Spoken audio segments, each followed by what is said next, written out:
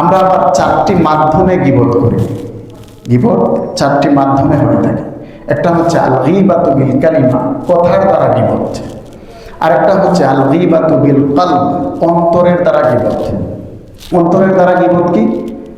আল গীবাতু বিল কলব হিয়া আন তাযুন্না বিসসু, অন্তরের গীবত হচ্ছে কোনো মুসলমান ভাইয়ের ব্যাপারে মন্দ ধারণা অন্তরে লালন করা, পোষণ করা।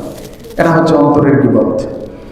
তৃতীয় প্রকার হচ্ছে আল গীবাতু বিল ইশারা, ইশারা ইঙ্গিতে গীবত, যেটা আমরা এই হাদিস থেকে পেলাম। আম্মা জান আয়েশা সিদ্দিকা রাদিয়াল্লাহু তাআলা ইশারা ইঙ্গিতে সফিয়া রাদিয়াল্লাহু আনহার দুষ্বর্ণনা করছেন নবীজির সামনে, এই ইশারার মাধ্যমে গীবত। আরেকটা গীবত হচ্ছে আল গীবাতু বিল কিতাবা, লেখনের মাধ্যমে গীবত। যেই কথা মুখে বলা গীবত, সেটা কলমের দ্বারা লেখাও গীবত।